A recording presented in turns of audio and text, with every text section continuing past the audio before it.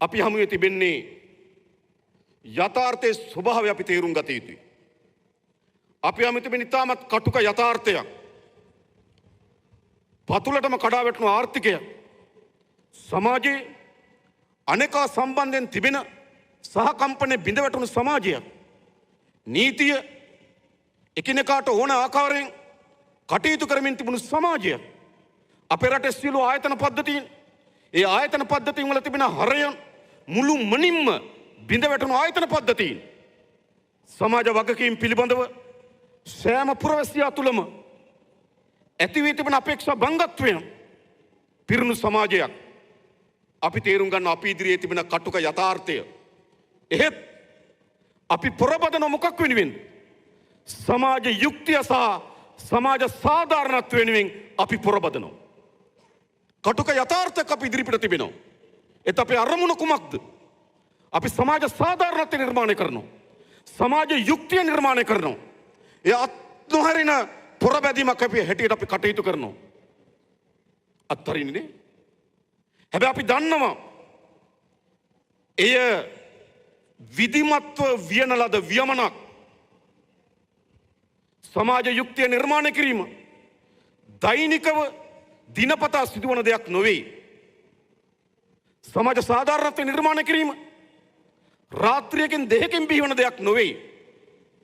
නමුත් මේ සමාජ සාධාරණත්වය වෙනුවෙන් සමාජ යුක්තිය වෙනුවෙන් අපි ඉතාමත් විධිමත් වියමනක් වියනවා. ඒක ඕන කෙනෙක් දන්නවා. සාමාන්‍ය ගොවියෙක් තමන්ගේ අස්වැන්න නෙලා ගැනීම දක්වා යන ව්‍යායාමය විධිමත් වියමනක්. නියර සුද්ධ කරන්න ඕන, වක්කඩ බඳින්න ඕන, පළුමිය හාන්න ඕන, ඉස්නම් තියන්න ඕන, වී වපුරන්න ඕන, වල්පැල නෙලන්න ඕන, අවශ්‍ය ලද පොහොර අනිකුත් රසායන ද්‍රව්‍ය යොදවන්න ඕන, අස්වැන්න නෙලන්න ඕන. ඕන සාමාන්‍ය ගොවියෙක් දන්නවා තමන්ගේ කුසකර්මාන්තේ ගොවිතැන සාර්ථක අස්වැන්නක් ලබා ගන්නවා කියන්නේ කුමක්ද? විධිමත් වියමනක්. ඒක ගොවිය දන්නවා. සාමාන්‍ය ගෘහණියක් තමන්ගේ ගෙදර කාර්යයන් ඒක විධිමත් වියමනක්. නැගිටීම, ආහාර පිසීම, දරුවන් රැක බලා ගැනීම, දරුවන්ට අවශ්‍ය උපදෙස් ලබා දීම, ගෙදර පිළිවෙලකට තබා ගැනීම, අවශ්‍ය ආදායම් මාර්ග උපයා ගැනීම, ගෘහණියක් ගෙදර පවත්වා ගැනීමත් විධිමත් වියමනක්. එහෙනම් කටුක සමාජ යථාර්ථයක් තියෙන රටක් සමාජ යුක්තිය නිර්මාණය කිරීම, සමාජ සාධාරණත්වය නිර්මාණය කිරීම එය අයාල යන්නක් නොවේ. එය ඕපපාතික බිහිවන්නක් නොවේ. එය ඉතාමත් සැලසුම් සහගත විධිමත් වියමනක්. මා කියන්නේ එක රැයෙන් ප්‍රතිඵල බලාපොරොත්තු වෙන අයට අවුරුදු 76ක් විනාශය පතුලටම ගෙනහිල්ලා මාස 6න් ප්‍රතිඵල අපේක්ෂා කරන අයට අතිශය කටුක යථාර්ථයක් තියෙනවා. යථාර්ථයක් අපි තේරුම් අරන් තිබෙනවා. ඒ යථාර්ථය වඩා සුබවාදී අනාගතයක් නිර්මාණය කිරීම ඉතාමත් සැලසුම් සහගත වියමනක්. අපේ වියමන ඉතාමත් ශක්තිමත්ව නැවත ආපසු හැරයි බලමින් නැවත සමාලෝචනය කරගනිමින් එම වියමන සාර්ථක වියන බවට මේ රටේ ජනතාවට මම සහතික කරනවා. අපි සාර්ථක වියනවා. එකම අත්තරන එකක් නොවේ, මතක තබා ගන්න.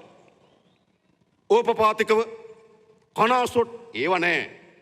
මේ කටුක යථාර්ථය අලුත් සමාජයක් දක්වා පරිවර්තනය කිරීම ෂෝට්කට් නෑ.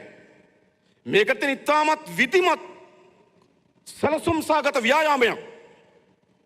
ජාතික ජනබලවේගයේ අපි ජනතාවගේ තිබෙන අපේක්ෂාවන්, ජනතාවගේ තිබෙන අරමුණු, ජනතාව අප කෙරේ තිබෙන විශ්වාසයේ බර මේ සියල්ල අපි තේරුම් ගන්න තිබෙනවා. අපිට කවුරු හරි කියන්න හැබැයි ඔවුන් කියනවටත් වඩා වැඩි බරින් ඔබ අප කෙරේ තබා තිබෙන විශ්වාසයේ බර අපි තේරුම් ගන්න තිබෙනවා. ඒ නිසා අපි ඉතාමත් විධිමත්ව සැලසුම් සහගතව මේ ඉතාමත් විනාශකාරී සමාජය ඉතාමත් දියුණු සමාජ ආකල්පවලින් හෙබි ආර්ථිකයෙන් හෙබි රාජ්‍ය බවට පරිවර්තනය කිරීම සඳහා විධිමත් ගමනක් ආරම්භ කරලා තිබෙනවා. ආරම්භය කොතනද? ආරම්භය කොතනද? ආරම්භයේ ශක්තිමත් අත්තිවාරමක් දාන්න ඕන. අපිට තිබෙන අත්තිවාරමක් නැති රටක්. තුඹගහ කැඩුණු නෞකාව වගේ. ඔහෙ පාවි තිබුණු රටක්. ඉලක්කයක් නැති, එල්ලයක් නැති, අරමුණක් නැති ඔහේ ගමන් කරපු රටක්. ඔහේ ගමන් කරපු සමාජයක්. අපි මේක විධිමත්ව වෙනස් කරන්න නම් පළමු කොටම අපි ශක්තිමත් අත්තිවාරම නිර්මාණය කළ යුතුයි. ඒක තමයි වැදගත්. ඒ නිසා අපි ගෙවුණු කාලය ඇතුළත මේ ශක්තිමත් අත්තිවාරම නිර්මාණය කිරීම සඳහා අපේ පැත්තෙන් අපි උපරිම ප්‍රයත්න දරමින් තිබෙනවා. මොකද්ද අත්තිවාරමේ ප්‍රධාන කුළුණු? එක අදූෂිත දේශපාලනය. මේ රට ගොඩනැගීම සඳහා ගමන් කරන මාවත සකස් කර ගැනීම සඳහා ගොඩනැගිය යුතු අත්තිවාරමේ ප්‍රධාන කුළුණ අදූෂිත දේශපාලනය. අවුරුදු 76කට පසුව ලංකාවේ බිහිවී තිබෙනවා අදූෂිත දේශපාලනයක්. මහජනයාගේ රුපියලක් හොරකම් කරන්නේ නැති, නාස්ති කරන්නේ නැති දේශපාලනයක්. ඒ කුළුණ නැතුව මේ රට ගොඩනගන්න බෑ. මම ඒ ගැන ගොඩාක් විස්තර කරන්න යන්නේ නැහැ. ඔබ දන්නවා අපි ඒ කුළුණ පිටවලා තිබෙන මේ අත්තිවාරමට. ඊළඟ මේ ශක්තිමත් අත්තිවාරම වෙනුවෙන් අපිට අවශ්‍යයි ජාතික සමගිය. අපිට ඉදිරියට යන්න පුළුවන්ද? අපිට අවශ්‍යයි ජාතික සමගිය. எங்களுக்கு தேவை